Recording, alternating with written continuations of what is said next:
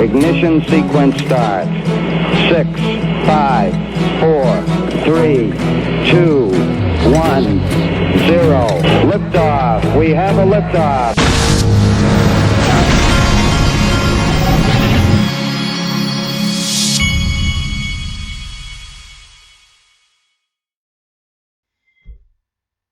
Hey everybody, this is the Digital Asset Investor, and my wife is giving me the hardest of times about getting a dead tree taken down in my backyard. And let me tell you something I've learned about tree people. These guys that are in the business of taking trees down do not return phone calls, and often they don't return text messages. The only thing I can figure is that they have more business than they know what to do with, and maybe especially in these times, there's a lot of people that are at home doing things around the house. I don't know what it is, but I'll bet you I've called 5 tree companies and not one has been able to even come out here and give me a quote on a tree. And so I am constantly catching heat over why I haven't gotten this tree taken care of. Anyway, so that's my mission in life for the next week is to get this stupid tree taken down. And just so you know, I'm not one of those guys that's the handyman around the house. I'm the exact opposite. I'm the guy that likes to surf the internet and think about things. I don't I don't like doing handyman projects. I'm pretty worthless as that goes. Many of you out there are probably that guy that just loves for something to break around the house so you can go fix it. Well, I hate that. I do not want to do yard work. I don't want to fix things. I like to be on my computer or watch TV or go throw baseballs with my kids, but I don't want to fix anything. I hate fixing things. I'm not a Mr. Fix-It. Okay, I am done with that rant. I've got some great video here. Before I get to it, there's a lot of things I am showing on this channel these days are things that I'm showing because there's a lot of new people. There's a lot of people that are home now that aren't normally home who have discovered digital assets and they're starting to watch some of these channels. And so I'm talking to you right now. James Rule sent me something that I've seen before and many people on Twitter have seen before, but many of you probably don't even know this. And here's what he sent me. This is the U.S. patent that David Schwartz filed. It said he filed it on August 25th of 1988.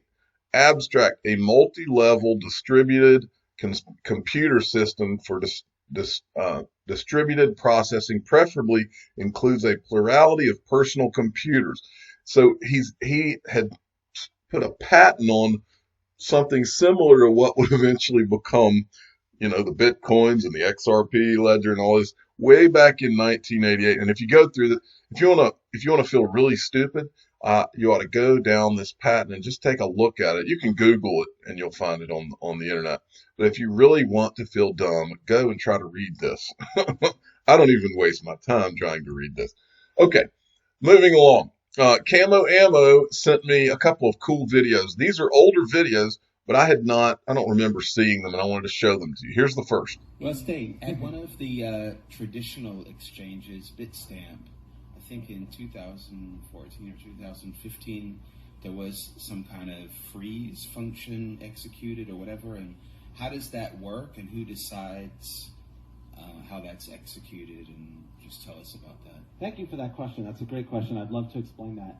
So the XRP ledger has a freeze feature for assets other than XRP. So for example, you can represent legal obligations on the XRP ledger and you can trade them.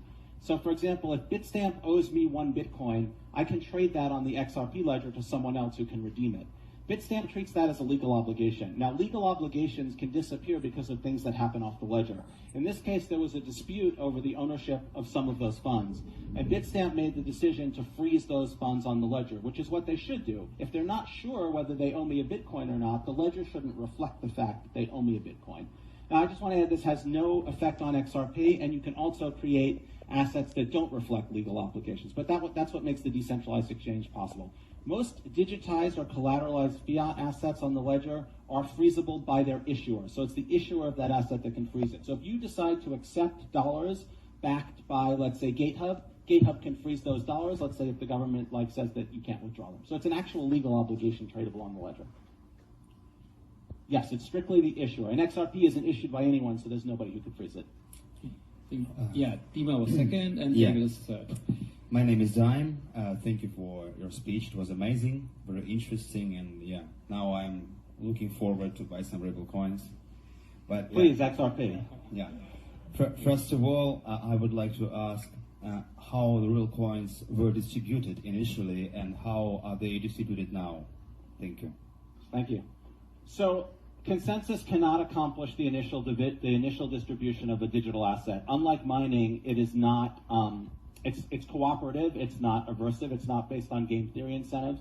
So it doesn't have the ability to sort of pick winners. The way the XRP ledger works, all of the XRP that will ever existed in the Genesis ledger and was sort of open for anyone to take. Kind of ironically, after Okay, so that was part one, and here's part two. Well, issuer. So it's the assets on the ledger are freezable by their issuer. So it's the issuer of that asset that can freeze it. So if you decide to accept dollars backed by, let's say, GateHub can freeze those dollars. Let's say if the government says that you can't withdraw them. So it's an actual legal obligation tradable on the ledger. Yes, it's strictly the issuer. And XRP isn't issued by anyone, so there's nobody who could freeze it. Yeah, Dima was second, and Yeah. David was third. My name is Dime. Thank you for your speech. It was amazing, very interesting, and yeah, now I'm looking forward to buy some Ripple coins. But yeah, Please, XRP. yeah. First of all, I would like to ask how the real coins were distributed initially, and how are they distributed now? Thank you. Thank you. So consensus cannot accomplish the initial distribution of a digital asset. Unlike mining, it is not. It's cooperative. It's not aversive. It's not based on game theory incentives. So it doesn't have the ability to sort of pick winners. The way the XRP ledger works, all of the XRP that will ever existed in the Genesis ledger and was sort of open for anyone to take. Kind of ironically, after we went A little live, bit of there was overlap still there. some XRP left in the Genesis ledger, and so people who discovered it could just sort of take it out of as a free pot. But what happened is the original founders, the original creators of XRP, the people who started up the XRP ledger, divided the XRP so that some of it was gifted to a company that eventually became Ripple, and some of it, they approximately 20% they kept. A significant fraction of that 20% has been donated to charity. A significant fraction of the 80% that was given to what's now OpenCoin is locked up on the ledger in escrow. Those escrows release roughly 1 billion XRP every month, which Ripple uses to build the ecosystem and to fund itself. And what happens at the end of each month is the unused XRP over that billion is put back into escrow, adding a new month. So originally there were 55 months of escrow. I think there are about 3 more months now. So that provides complete transparency on the token distribution. And every quarter we publish a sort of market summary explaining how we use the XRP that we use. So it's transparent, but we do control, as it comes out of escrow, Ripple controls those funds. okay, I thought those were interesting. Now, another interesting video having to do with David Schwartz, or not David Schwartz, but talking about XRP, the ledger, and some specifics was this video Brad Combs put out. If you don't subscribe to Brad Combs, give him a subscribe. It's Brad Combs on YouTube. But this it's a little bit long, but this, just so you know, the guy that's speaking here is Bob Way. He was one of the first 10 employees at Ripple, along with Greg Kidd. So he would know a little bit. Watch this. You get spread around the ecosystem, and it benefits people, XRP holders there. Absolutely. Like Ripple, the company. Absolutely. So I think this is a beautiful segue for us to move into the next point, which is understanding the 55 billion escrow. So I just did a recent interview, really great interview with SPQR Media, who are fantastic, with Lee on that show. It's a team of them over there, and they do some really nice work. And he was remarking about the fact that escrow, and you and I touched on this a little bit yesterday, so it's for the audience, obviously, to bring them up to where we've been, that the escrow can be pre-allocated in contracts. So an entity could go out and say, look, I want 1 million XRP next March or what have you.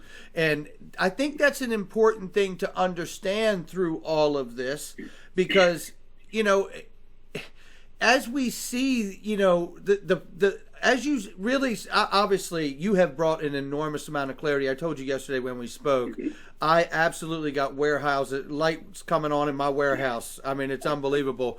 But, you know, I think it's important to understand that that is a key part of what they're doing. So if you understand the quarterly report, Crypto Eddie, who's in Japan, has an XRP channel. She's fantastic. She shouted us out for our interview today. And she also broke down the Q1 report and said it was like at the rate that they sold currently, it's another 200 and some odd months, you know, at that pace before it would go away. And I think that was accurate of her to say, but I also think it's important to remember about escrow that there could be portions along the way here that are allocated for entities like banks who understand we're not going to be like the record company.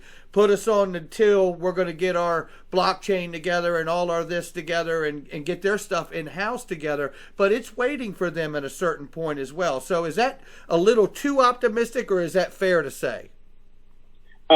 So let me expand on that a little bit, but that's generally fair to say. And really that's fair one to of say. the Interesting. amazing things about these escrow features. So let me give you just a little bit of background. I don't know how much time we have here. Bob, I'm open. I've cleared the afternoon. So is whenever, you know, I mean, obviously whenever you're ready, we can do a wrap. It's up to you. Okay. So escrow was actually not created for what everybody sees it being used for now, the most prominent use case, which is Ripple's escrow of its 50 billion plus XRP. It was actually created as a synchronizing primitive for ILP transactions. And so there's two types of an escrow transaction says, I'm the person who used to have this XRP. Here's where the XRP is going to go, the person it's going to go to next. Right. And it then has a condition on it.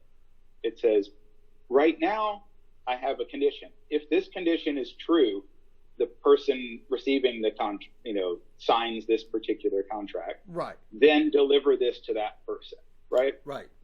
It also has a timeout on it, which says that person has to deliver this condition to receive the XRP before a certain time. Okay. And if they don't do that, the XRP goes back to me. Right. Got it. Yeah. But before that timeout, I can't reclaim the XRP. I can't renege and take it all back. Right. That's what makes it an escrow. And so all of that's visible on the ledger. It's very transparent. So of the original 55 billion XRP that the company locked up, it's staggered to come due according to the original rules that I remember, right? If I miss any details, forgive me. But what they said was, okay, there's 55 billion. We would like to have access to about $1 billion a month just in case. Sure. And so they locked it up in 55-ish escrows. Yeah. Right? Of 1 billion each. Mm-hmm. And then they staggered the expiration dates of those so that they would come due one per month. Right. For over 4.5 years or whatever 55 months is, right? Yeah, yes. Roughly somewhere in that. Yeah. And then what happens is, so one of those escrows was going to come due 1 month out, the next one 2 months out, the next one 3 months out. They're all staggered like that. So if they didn't, once the escrow becomes available, they can sell it or use some of it, and then anything they don't use, they lock up in a new escrow that's 55 months out, basically, right? Right. And it just keeps rotating like that. And so everybody can track when this is available for sale and when it goes. So all of those Ripple escrows have no condition on it. There's nothing the company can do to renege and say, we're going to take all of this and dump it. Right. Right. Which is awesome to know. Yeah. And so let me take this back to paranoia, right? Yeah. So right from the beginning, from 2013, the company has always said, we're never going to do that. How is it possibly in our best interest to dump all of this and crush the price, right? Right. And everybody went, we're paranoid. We don't believe you. And so once they put that into escrow, everybody went like, oh, well, we don't have to trust you. We trust the ledger, this mathematical thing that you completely created, right? And but we trust that, right? That we trust. The imaginary man in the sky. That's right. That, that's here, funny. Which is awesome. That's what cryptocurrencies are for. But I'm like, it's not like anything changed in what the company has ever said. Yeah. It just, the transparency changes everything, right? Everybody can watch. There's no backroom dealings. So what you were suggesting is on the market report, they say we sold this much here. Right. When people hear that, they go, oh my God, somebody's going to crash the market. They're getting special prices and they're going to dump and they're going to force the price down. That's never in Ripple, the company's best interest, right? And, to my knowledge, I can't speak for everything the company's doing, but you can't sell it cheaper. Right. Like that's a taxable event for everybody. It's a general pain in the ass. David Schwartz, to your point, has came out and made that very clear too. He said the price of XRP is the price of XRP. So the only advantage really is being able to get large sums of it for a flat rate, whereas if you bought it on exchange, you'd have to buy out the buy and sell walls, right? Now the way I understand it from reading things David said and the company's published is there's strings attached to that, right? That's right. And that's what you're referring to. Yes. So there might be a lockup period like you're referring to that says, okay, we're selling you this now and it's absolutely yours. And we're recording that on the ledger, but it's escrowed unconditionally for a year or 2 years. Right. And you will be able to look at the ledger and see those transactions. There you go. And you'll see an address. If there's an address that says it came from Ripple and it's going to somebody else who's not Ripple for delivery in a year or something out of a certain amount. Right.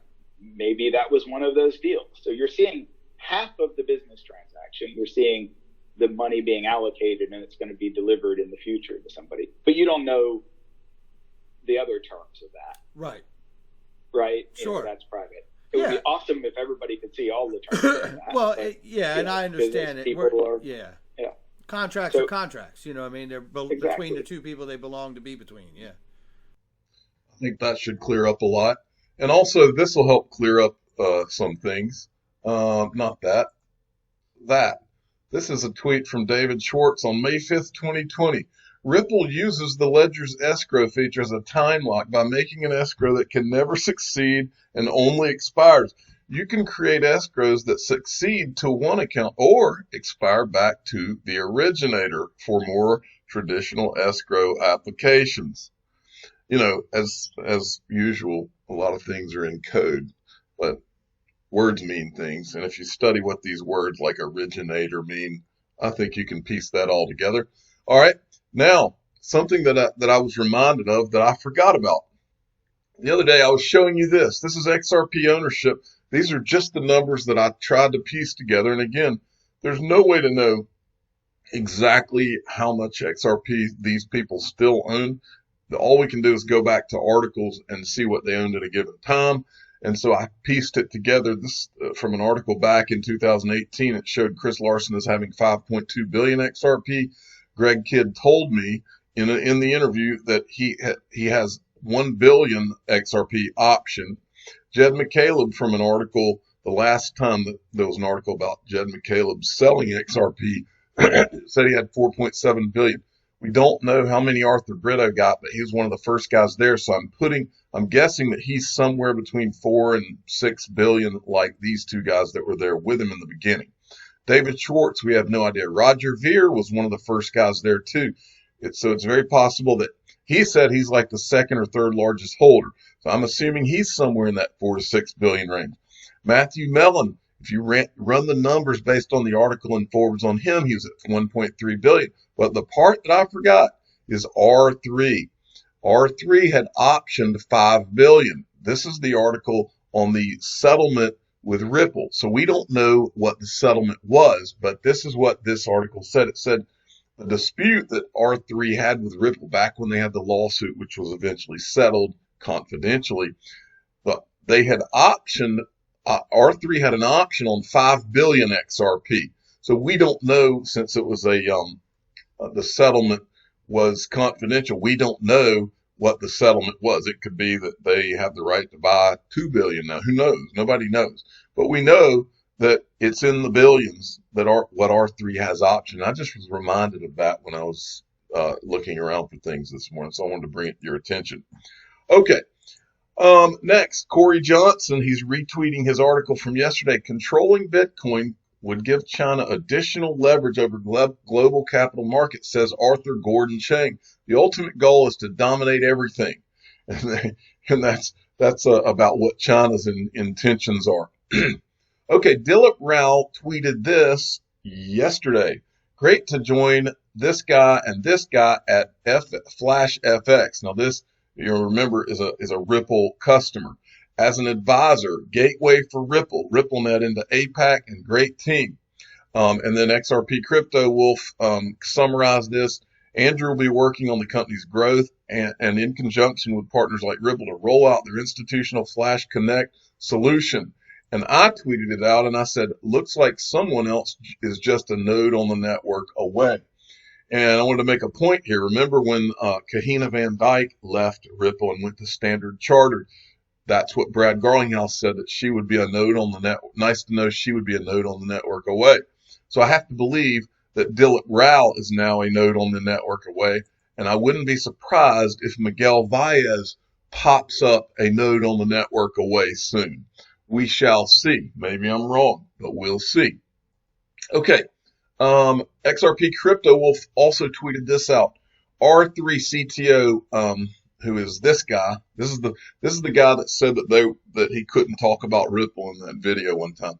5 interoperability ingredients. 1, integrate business systems. 2, initiate blockchain payment rails. 3, interchain smart contracts across protocols.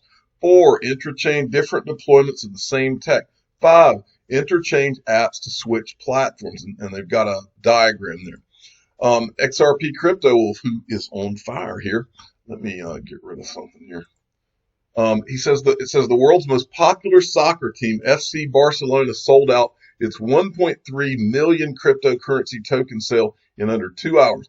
At its peak, it sold 777,000 crypto tokens in 2 minutes. The top buyers came from Turkey, Poland, Japan, France, Spain, Italy, and the UK.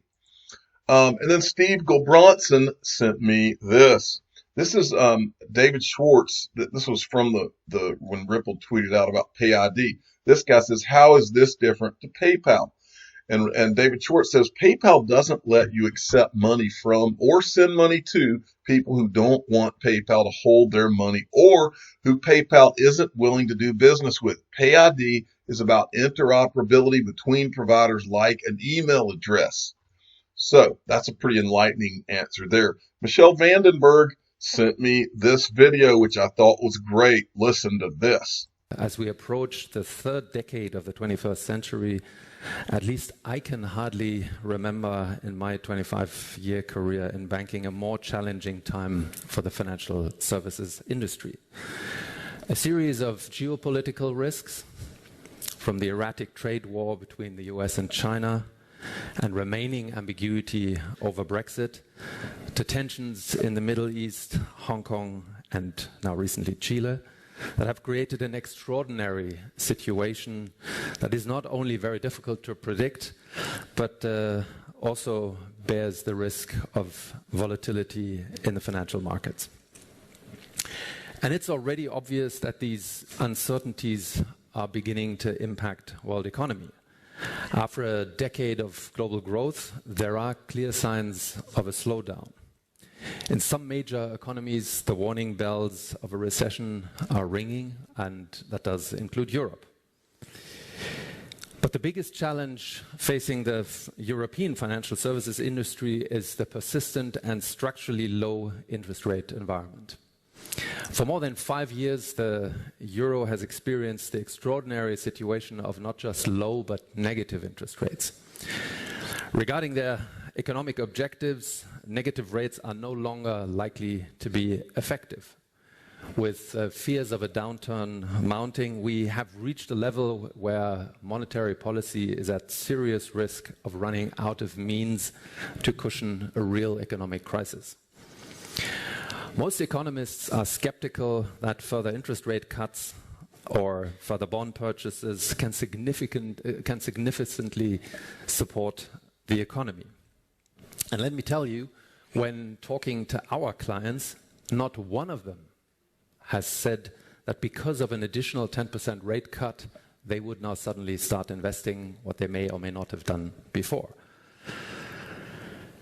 At the same time, negative interest rates are a burden on the financial system as they turn long-standing certainties upside down. As we approach... That's the Deutsche Bank president. Sounds like monetary reset to me. I'm the digital asset investor. I'm not an investment advisor. This is for entertainment purposes only. Please subscribe, hit the like button, and tell your friends and family that the Deutsche Bank president sounds a little bearish to me. Thanks for listening.